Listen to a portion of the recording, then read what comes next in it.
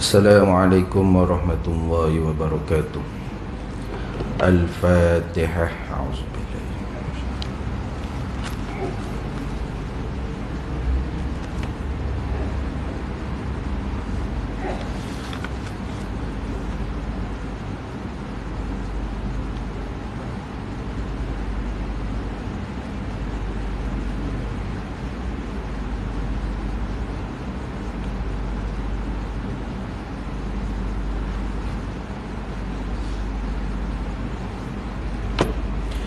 A'udzu billahi minasyaitonir rajim. Bismillahirrahmanirrahim. Alhamdulillahi rabbil alamin. Wassalatu wassalamu ala sayyidina Muhammadin wa ala alihi wa sahbihi ajma'in. Subhanaka la ilma lana illa ma 'allamtana innaka antal alimul hakim.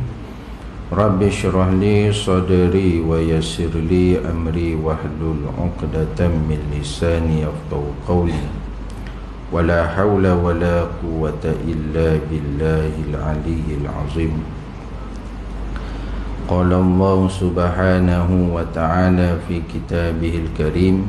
A'udzu billahi minasyaitonir rajim.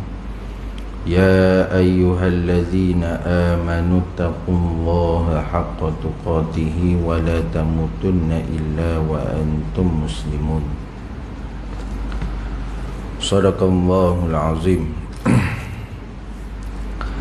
Wahai sekalian orang-orang yang beriman, bertakwalah kamu kepada Allah dengan sebenar-benar takwa, dan janganlah kamu mati melainkan mati dalam keadaan Islam.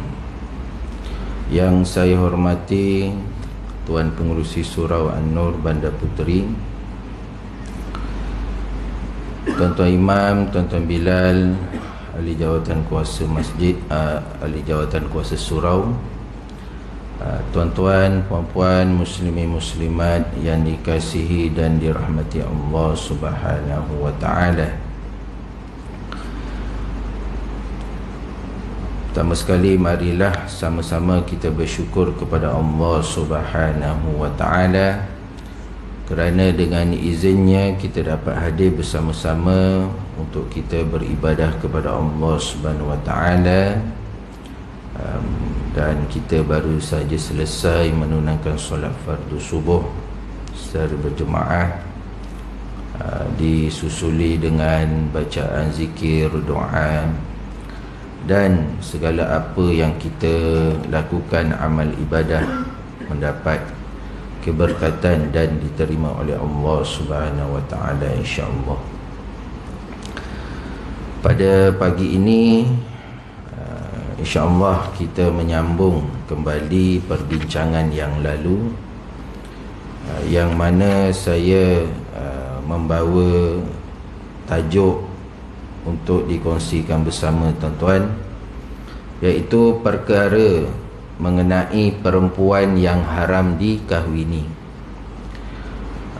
Perempuan yang haram dikahwini terbahagi kepada dua, iaitu haram yang kekal dan juga haram yang sementara. Haram yang kekal disebut sebagai al-hurmatul mu'abbadah, haram yang kekal selama-lamanya. Haram yang sementara disebut sebagai al-hurmatul mu'aqqatah, mu'abbadah selama-lamanya, abadah kekal. Mu'aqqatah ni daripada asal kalimah waktu, sementara waktu. Sekarang tak boleh kahwin, satu hari nanti boleh kahwin, itu sementara. Dan pada sesi yang lepas tuan-tuan, saya masuk tentang al-hurmatul mu'abbadah, iaitu haram yang kekal. Dan al-hurmatul mu'abbadah ni terbahagi kepada tiga. iaitu hubungan kerabat, dan juga yang kedua hubungan persemendaan, dan yang ketiga hubungan penyusuan. Saya ulang sedikitlah untuk sebagai peringatan kita juga. Hubungan kerabat, qarabah, bahasa Arab panggil qarabah, iaitu berkenaan dengan keluarga mahram kita. Apa dia hubungan kerabat? Terdiri daripada ibu, nenek, nenek belah ibu, nenek belah bapa, dan ke atas. Itu kita sedia maklumlah. Nenek belah ibu ni maknanya mak kepada mak, dan mak kepada bapa, maknanya nenek kita. Kalau yang perempuan, bapa. Lepas tu datuk kepada datuk, datuk kepada mak, ataupun datuk sebelah mak, ataupun datuk sebelah ayah. Tak boleh, kerana mereka merupakan asal usul keturunan yang tidak boleh dikahwini. Kemudian anak perempuan, cucu perempuan daripada anak lelaki. Kita ada anak lelaki tu ada anak, cucu kita lah. Serta cucu perempuan daripada anak perempuan. Kita ada anak perempuan, lepas tu dia ada anak perempuan juga, kita tak boleh kahwin dengan mereka, dinamakan cucu, kerana mereka adalah furu', jurai keturunan, susu galur, yang rapat, qarabah tu. Kemudian adik-beradik perempuan, adik-beradik kita lah, sama ada seibu sebapa, ataupun sebapa, ataupun seibu, tak boleh. Mungkin mak ayah kita kahwin lebih daripada sekali, ada anak, jadi mereka itulah adik-beradik kita, sebab dia lahir dari benih yang sama ataupun rahim yang sama. Itu kena sedia maklum.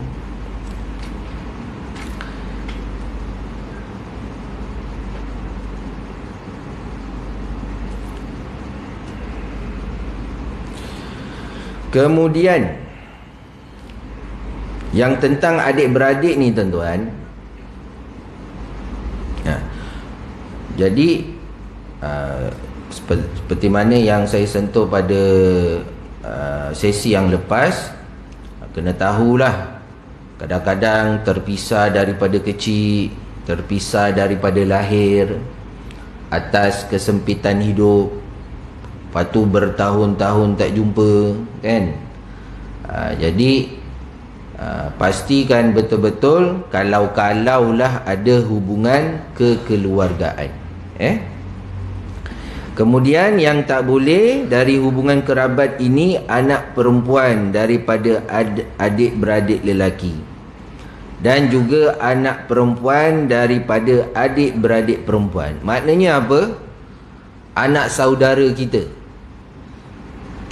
Kita ada adik-beradik, adik-beradik tu ada anak, yang tu lah tak boleh bernikah dengan anak saudara, walaupun sama baya,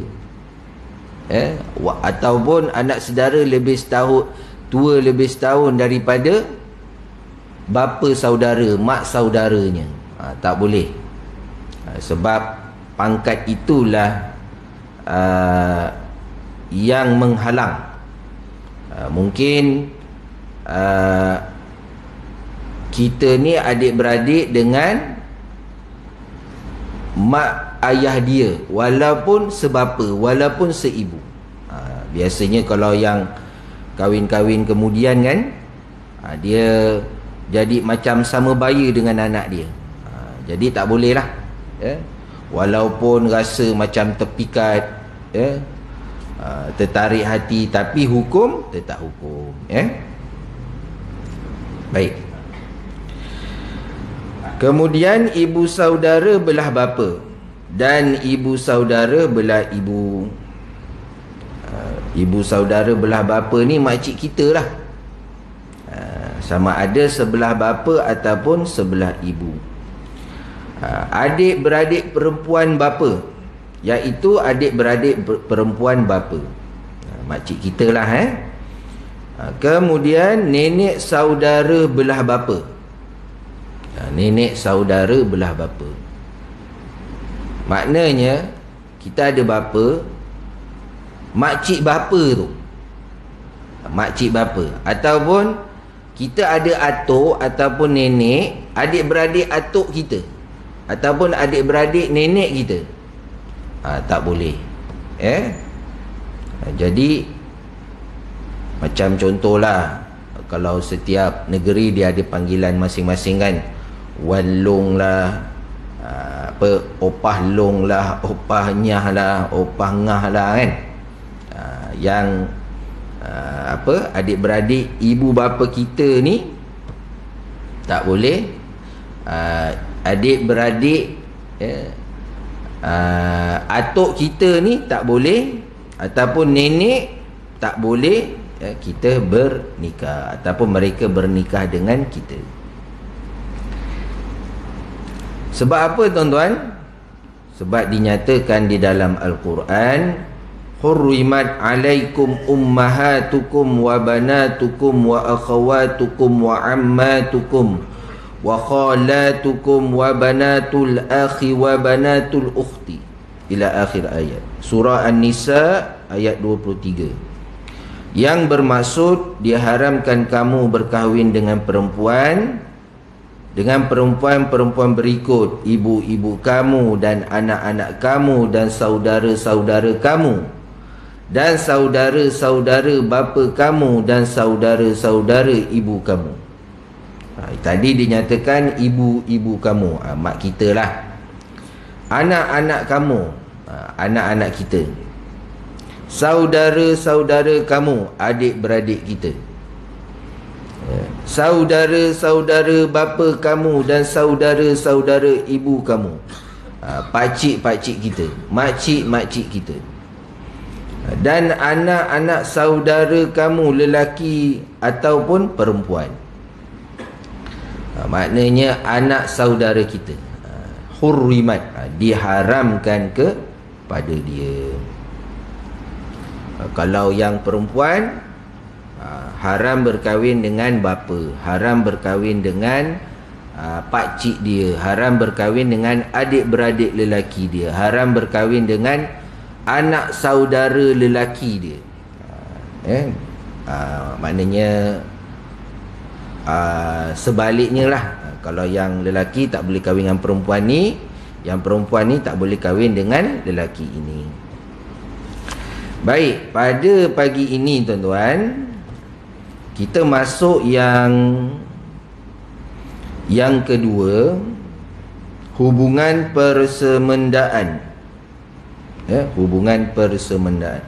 Maksudnya tuan-tuan, dia asalnya boleh kahwin, asalnya lah, walaupun umurnya lebih jauh daripada kita, tapi disebabkan tertentu, mungkin berkait dengan mak kita berkahwin dengan ayah kita, jadi benda tu, perkara tu jadi terhalang, dia boleh jadi haram selama-lamanya. Apa dia? Terdapat 4 golongan perempuan yang haram dikahwini kerana persemendaan itu, iaitu ibu tiri, nenek tiri belah bapa, nenek tiri belah ibu. Apa maksud ibu tiri? Ayah kita lah. Kalau kata ibu tiri, ayah kandung kita kahwin dengan isteri baru, kan, kahwin dengan isteri baru. Jadi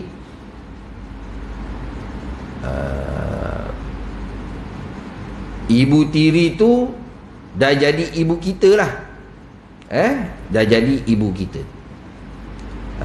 Jadi haram dikahwini. Kemudian nenek tiri belah bapa, ibu tiri tu ada emak, dah jadi nenek tiri kita lah.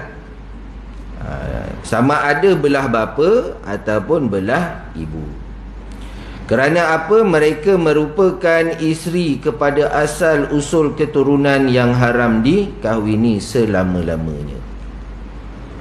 Jadi bila haram dikahwini, ibu tiri ni kahwin dengan bapa kita, bolehlah kita bersalaman.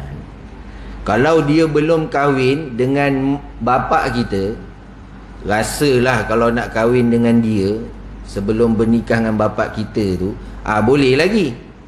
Tapi bila dah nikah dengan bapa kita, tak boleh lah. Tu yang jadi haram mu'abbadah, al-hurmatul mu'abbadah, haram selama-lamanya. Sebab apa tuan-tuan? Juga daripada firman Allah Subhanahu wa ta'ala dalam surah An-Nisa ayat 22, a'udzubillahi minasyaitonirrajim. وَلَا تَنْكِحُوا مَا نَكَحَ آبَاؤُكُمْ مِنَ النِّسَاءِ إِلَّا مَا قَدْ سَلَفَ إِنَّهُ كَانَ فَاحِشَةً وَمَقْتًا وَسَاءَ سَبِيلًا. Shadaqallahul azim. Dan janganlah kamu berkahwin dengan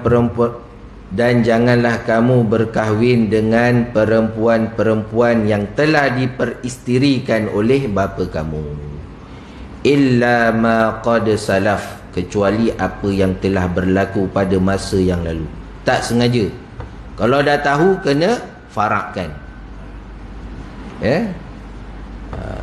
Kena farak. Manalah tahu tuan-tuan, minta maaf lah, bila isu ni berlaku, ayah kita ni kahwin senyap-senyap. Itu satu masalah tu. Cek. Kadang-kadang kan di mahkamah lah, kalau orang nak mohon faraid, si mati siapa? Suami saya. Bila sampai ke part perkahwinan si mati, minta maaf ya puan ya, suami isterinya seorang. Ya, saya seorang. Okey, confirmkan betul-betul. Kadang-kadang boleh berlaku tuan-tuan, dia akan muncul tiba-tiba di mahkamah, ataupun kes dah selesai. Saya dapat tahu yang si mati ni, waris dia ni ada buat permohonan faraid. Betul ke tidak? Cek sistem ada. Jadi siapa yang dapat? Isteri.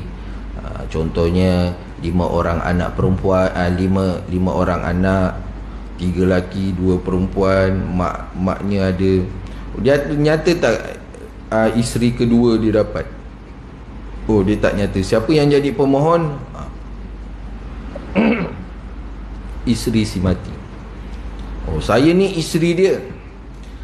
Apakah mungkin sebab isteri yang baru tu tak dapat tuan-tuan? Kemungkinan perkahwinan mereka ini tidak didaftarkan. Tidak didaftarkan. Dia kena guna surat nikah tempatan di Malaysia. Tak kira lah negeri mana, Selangor ke, KL ke, Perak ke, Perlis ke, kena ada pendaftaran pernikahan. Sebab semuanya akan dimasuk dan didaftarkan, data tu dalam JPN, Jabatan Pendaftaran Negara. Dia berkait. Kalau tak beritahu, tak adalah. Dan juga pendaftaran di pejabat agama. Sebab itu surat nikah ni tuan-tuan, digunakan bukan hanya di pejabat agama, digunakan di Jabatan Pendaftaran Negara, digunakan di Jabatan Kebajikan Masyarakat, sekolah, ya. Jadi bank-bank, jadi perkara-perkara ni semua pihak dah sedar dan ambil maklum. Jadi dia tidak boleh jadi satu alasan kenapa nikah tak perlu didaftarkan. Macam bila menyatakan nikah ni tuan-tuan, orang akan menyatakan ikut hukum sudahlah. Okey, tak apa ikut hukum. Tapi dari segi dokumentasi, kalau contohnya lah kan, orang tanya, kamu ni suami isteri ke? Terutamanya lah pihak yang berkuasa, yang menjalankan tugas. Ya, kami mana bukti, tunjuk. Tunjuk.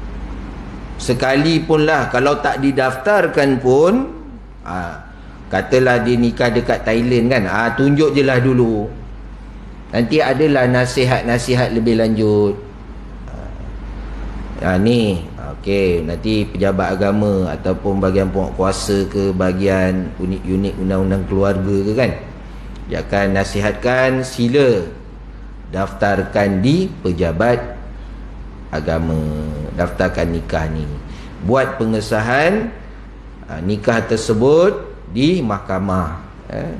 Kalau nikah bujang, nikah duda kan, yang lelakinya mungkin bercerai ataupun kematian isteri, kahwin yang lain, nikah kat luar pula tu, sebab nak mudahkan proses, dia rasa senang asalkan dapat kahwin sudahlah. Okey, tak apalah, tapi jangan susahkan diri sendirilah di kemudian hari.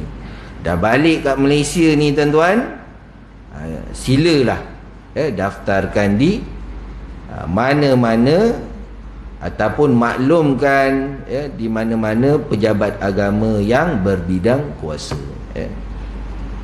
Perkara ni penting.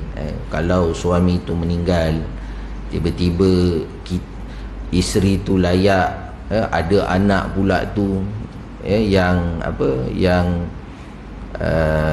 patut diberi haknya juga, tapi dinafikan. Jadi tiba-tiba muncul isteri dia yang tak didaftarkan tu, saya isterinya, baru jadi dikebumikan kan. Nauzubillah. Perkara ni berlakulah, dikebumikan. Lepas tu ada perselisihan. Jadi hidup ni tuan-tuan sebenarnya kena ada kejujuran, ada tanggungjawab. Pahit pun pahit lah. Siapa tak sanggup telan pahit, jangan berani atau bukanlah tak berani, janganlah buat keputusan sendiri untuk untuk lakukan yang kita rasa nak simpan sampai bila-bila. Tak patutlah. Perkara-perkara macam ni kena dimaklumkan, walaupun hanya kepada keluarga sendiri. Okey, baik, itu berkenaan dengan ibu tiri, dan juga nenek tiri. Nenek maknanya emak kepada emak tiri tu. Baik, yang kedua dari hubungan persemendaan,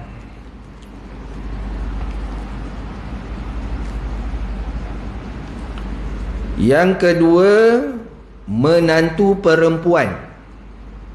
Menantu perempuan. Kita ni pangkat bapa lah. Ada anak lelaki kahwin dengan seorang isteri pilihan dia, kita teringin nak kahwin dengan dia. Mungkin lepas bercerai ataupun lepas suaminya meninggal. Suami tu anak kita lah. hukumnya kekal sampai bila-bila menantu perempuan itu tak boleh dinikahi. Asalnya boleh nikah tuan-tuan, sebelum dia bernikah dengan anak kita. Bila dah jadi menantu kita, bermula daripada akad nikah, itu yang dinamakan persemendaan tu. Dia hadir dengan sebab akad nikah, bukan sebab daripada hasil daripada darah daging kita. Jadi bila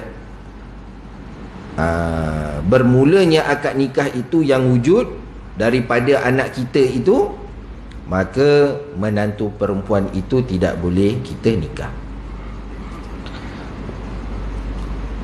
Walaupun rasa nak jaga ke, kesian ke, kena jadikan dia tu sebagai anak kita juga. Katalah, ni contohlah kan, bila suaminya meninggal, anak kita meninggal, pembelaan itu harus lebih kepada keluarga suami yang menanggung kebajikan, menanggung kebajikan kepada isteri dan anak dia, maknanya cucu kita, selagi isteri itu tidak berkahwin lain. Kalau dia berkahwin lain, dah jadi tanggungjawab suami yang baru. Tapi anak dia tu menjadi tanggungjawab kita juga. Jadi perkara tu tak boleh dinafikan lah. Sebab itu tuan-tuan, bila ada sesuatu kes, suami tak nak bagi nafkah anak lah, bila suaminya suami ataupun bekas suaminya menghilangkan diri, dia ada satu peraturannya juga, boleh pindah kepada waris kepada suami, sama ada dia meninggal ataupun bercerai, lepas tu menghilangkan diri. Sebab itu tanggungjawab ini tuan-tuan bermula daripada kita lah, yang dinamakan suami itu kena dilaksanakan. Okey? Baik. Kerana apa? Yang menantu perempuan ini adalah isteri kepada suami anak kita, anak kita tu, dan isteri cucu kepada anak lelaki ataupun anak perempuan. Maknanya cucu kita tu ada isteri kita, ada isteri dia. Kerana mereka merupakan isteri kepada jurai keturunan seseorang. Seperti mana firman Allah Subhanahu wa taala, wa halailu a'udzubillahi minasyaitonir rajim. Wa halailu abnaikumul ladzina min aslabikum. Shadaqallahul azim. Dan haram juga kamu berkahwin dengan bekas isteri anak-anak kamu sendiri yang berasal dari benih kamu. Apakah maksud bekas isteri anak-anak kamu sendiri? Maknanya anak cucu kita, anak cucu kita. Anak tu anak kita, cucu tu pun anak kita, cicit pun anak kita, jurai daripada keturunan kita, benih kita. Walaupun cucu kita ni lelaki, yang melahirkan tu isteri dia asalnya bukan keluarga kita pun, tapi disebabkan wujudnya akad nikah, dia dah jadi keluarga kita. Sebab kita melahirkan anak kita daripada benih kita, darah daging kita tu anak kita.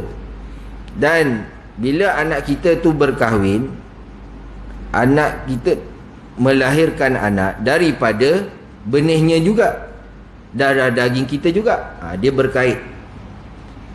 Begitulah sampai ke cucu. Jadi cucu itu tidak boleh,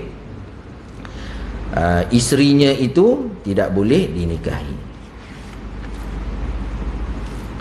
Kemudian dalil pengharaman ini tidak meliputi bekas isteri anak angkat. Ni berkaitan dengan anak angkat. Kita tak ada anak, tapi ambil anak angkat. Sebab masyarakat pada zaman jahiliyah mengambil anak angkat dan mengharamkan perkahwinan dengan bekas isterinya. Orang Arab zaman jahiliyah ni, dia anggap anak angkat ni macam anak kita. Jadi bila datangnya Islam, anak angkat ni tak sama tarafnya macam anak kandung. Anak angkat tetap anak angkat. Dan mereka juga tidak layak mewariskan harta-harta bapa ataupun ibu angkatnya. Ini hukum. Nak menasabkan pun tak boleh. Sebab juga ada teguran daripada Allah Subhanahu Wa Taala kepada Nabi, maknanya kisah Zaid bin Harisah kan, bila nak menamakan Zaid bin Muhammad, Allah Subhanahu Wa Taala tegur, maknanya nak membetulkan supaya perkara-perkara tentang anak angkat ni tidak boleh menjadi macam anak kandung sendiri. Islam membatalkan taraf anak angkat seperti ini dan menghalalkan perkahwinan dengan bekas isteri anak angkat tersebut. Maknanya kita ada anak angkat tu kahwin dengan seorang isteri lah. Katalah dah bercerai.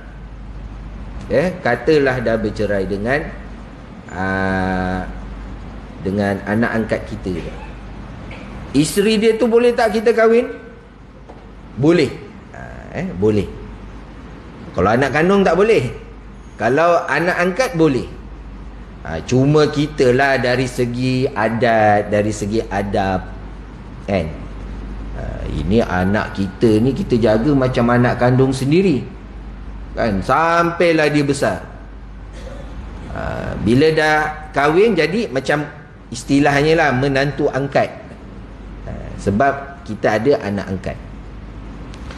Jadi bila dah bercerai ataupun meninggal disebabkan ataupun berpisah disebabkan kematian, isterinya tu boleh kita nikah. Boleh kita nikah. Jadi tak menjadi satu kesalahan. Anak angkat kita yang ada isteri tu, kita bernikah dengan dia. Sebab apa? Allah Subhanahu Wa Taala berfirman, "Wa ma ja'ala ad'iyaakum abna'akum dzalikum qaulukum bi afwahikum wallahu yaqulul haqqa wa huwa yahdis sabil." Shadaqallahul azim. Yang bermaksud, dan ia juga tidak menjadikan anak-anak angkat kamu sebagai anak kamu sendiri. Tidak menjadikan anak-anak angkat kamu sebagai anak sendiri. Bukan, tak sama taraf. Dia tetap di luar keluarga, di luar kerabat tu juga, di luar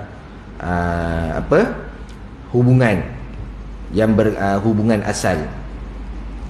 Segala yang kamu dakwa mengenai perkara yang tersebut itu hanyalah perkataan kamu sahaja dengan mulut kamu sahaja.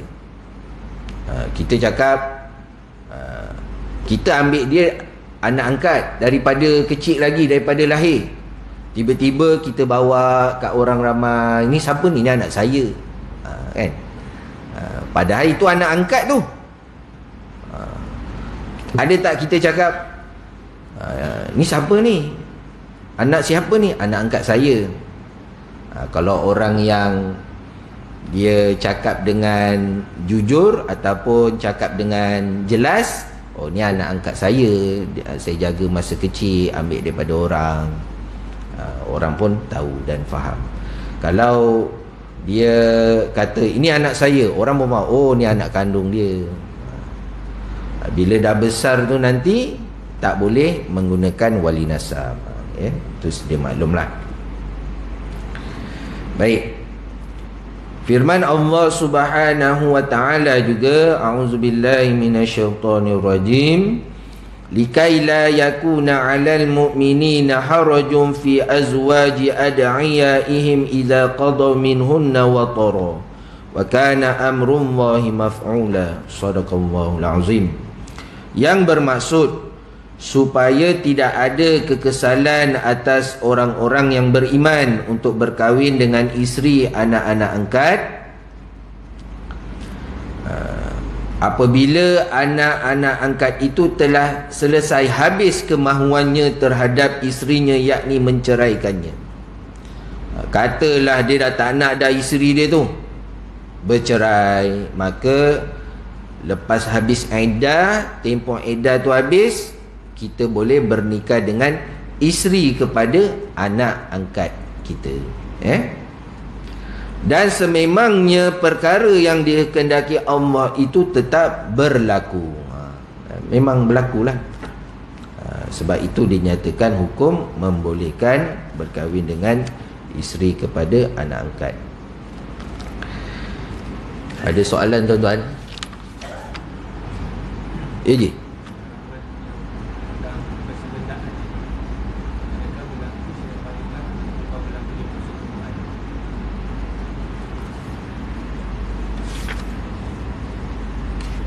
Dia selepas nikah, selepas akad nikah tu berlaku, dia dah tak boleh automatik tak boleh berkahwin dengan, tak boleh, dia dah jadi pengharaman yang kekal. Dia akan masuk tentang anak tiri ni nanti. Anak tiri ni, jadi pengharaman itu berlaku bermula daripada akad nikah. Okey, tu nak masuk anak tiri ni nanti jap. Bila pengharaman itu berlaku, jadi bermulalah tak boleh berkahwin dengan keluarga tiri tu yang macam mana je? Menantu ataupun mak tiri. Kalau bapa kita kahwin dengan perempuan, tapi tiba-tiba bapa kita meninggal dengan berlakunya persetubuhan, adakah kita haram lagi? Okey, kena lanjutkan sikit. Boleh je sekejap je Okey. Kemudian yang ketiga, ibu mertua. Ibu mertua tak boleh nikah lah. Kita kahwin dengan isteri,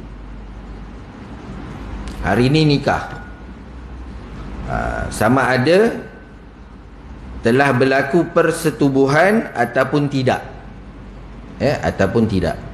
Maknanya dah wujud akad nikah, ibu mertua automatik selama-lamanya tidak boleh bernikah. Asalnya boleh bernikah sebab belum berlaku perkahwinan, hukumnya boleh, tapi dah jadi akad nikah itu tak boleh bernikah selama-lamanya. Walau sama ada wujud persetubuhan ataupun tidak. Katalah nikah hari ni, tiba-tiba esok isteri kita meninggal, mungkin disebabkan kemalangan ke apa ke kan. Jadi boleh tak kita nikah dengan maknya? Tak boleh, walaupun persetubuhan tu tak berlaku. Jadi ibu mertua dah jadi macam ibu sendiri, tarafnya sama. Dan yang keempat terakhir, inilah kita nak masukkan sekali. Tadi ibu tiri kan Ji kan, ni anak tiri. Yang keempat, anak tiri perempuan. Ni konteks dia berbeza sedikit dengan ibu ibu tiri. Okey.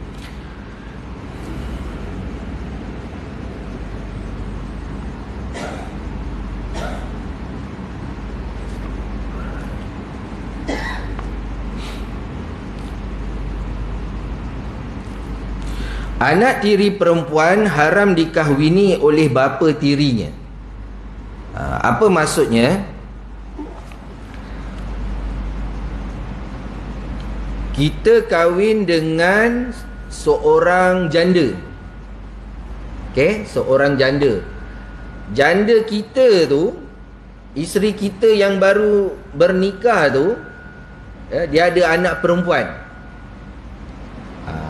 Tak boleh bapa ataupun kita ni bernikah dengan anak isteri kita yang hasilnya perkahwinan terdahulu.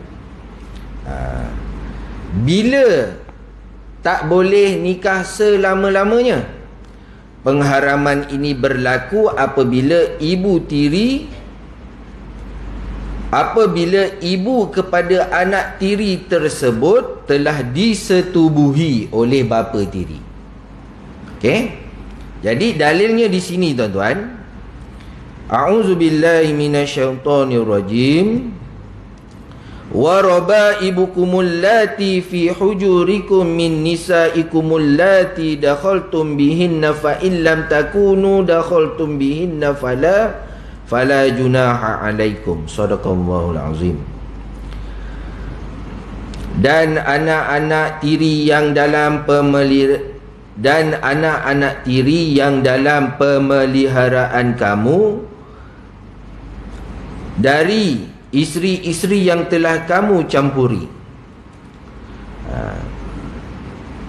Maknanya kebiasaannya lah tuan-tuan kan, kalau kita dah ambil isteri baru kita tu, dia ada anak, biasanya kita jaga dengan anaknya sekali. Itu maksudnya dalam pemeliharaan. Tetapi kalau kamu belum campuri mereka, iaitu isteri kamu tu, dan kamu telah pun menceraikan mereka, maka tiadalah salah kamu berkahwin dengannya. Bila katalah kita kahwin dengan seorang janda, dia ada anak perempuan, lepas tu tak pernah berlaku persetubuhan, kan? Katalah bercerai, berpisah, ataupun isteri kita tu meninggal, nak kahwin dengan anak dia tu boleh. Sekiranya persetubuhan tak pernah berlaku, kalau persetubuhan tu pernah berlaku walaupun sekali seumur hidup dalam perkahwinan itu, maka tak bolehlah bernikah dengan anak isteri kita. Anak isteri itulah anak dia lah. Jadi bila dah jadi akad nikah, dah jadi akad nikah, jadi ketika itu dia jadi haram sementara sebab belum berlaku persetubuhan.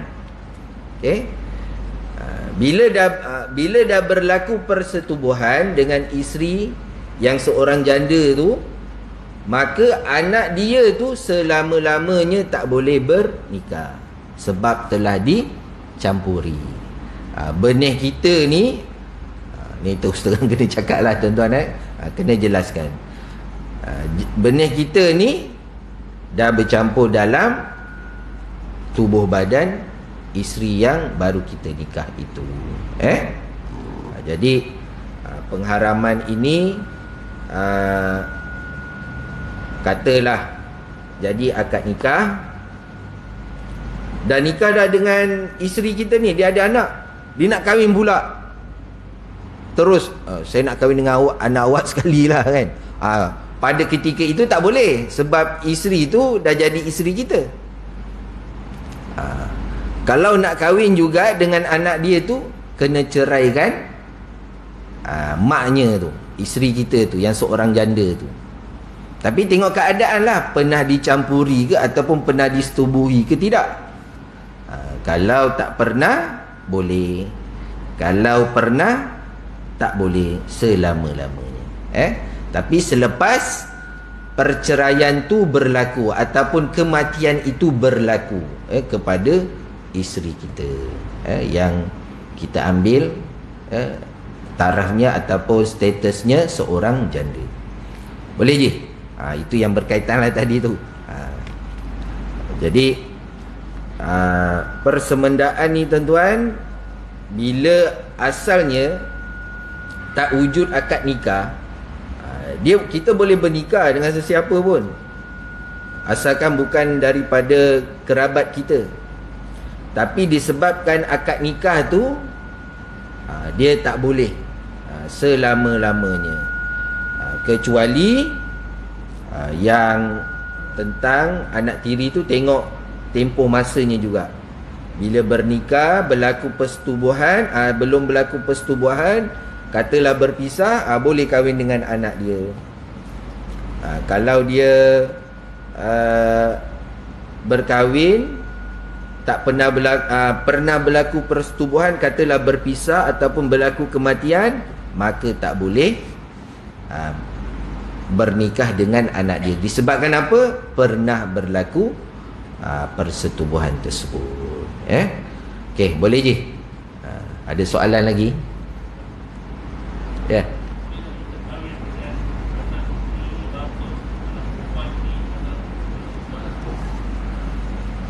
Anak?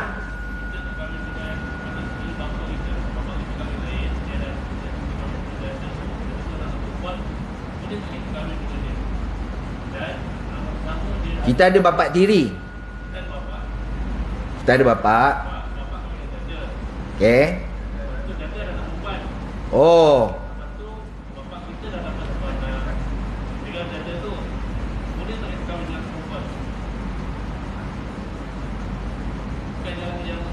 Anak dia tu daripada anak kita ke? Maksudnya yang janda tu dah ada anak masa kahwin bapa kita. Okey. Lepas tu dia dah hubungan dah lepas seorang anak yang kita nak kahwin anak dia belum muda, sebelum dia nak kahwin. Ada anak kahwin bapa anak beradik tiri. Oh, adik beradik tiri. Dia ada anak sebelum berkahwin dengan bapa kita. Okey. Dia hukumnya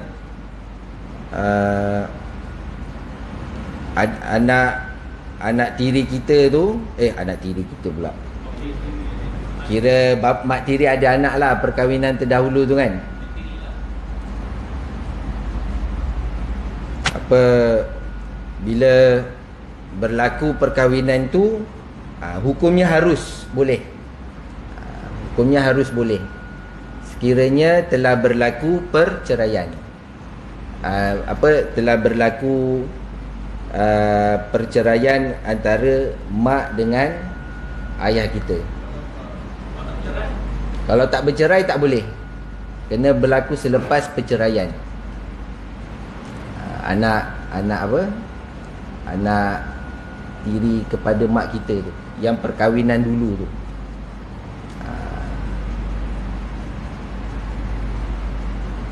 Boleh je. Jadi okey, tak apa.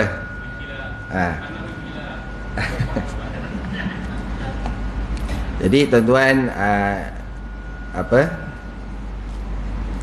memang perkara ni kadang dijadi sulit kan untuk kita faham, sebab kadang-kadang perkara macam ni kita kena kita kena peka supaya mana yang boleh kita nikah lepas tu, mana kita tak boleh nikah lepas tu, supaya tidak ada konflik perselisihan dalam masyarakat. Okey, saya rasa sekadar itu saja. Ada lagi? Sebab nak masuk penyusuan ni, perbincangannya lebih detail lagi. Lebih detail lagi.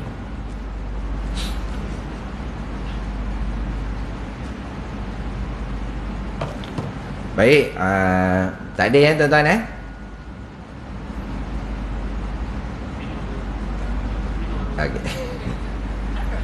Okey, saya rasa sekadar itu saja untuk pagi ini. Yang baik itu datang daripada Allah Subhanahu Wa Taala.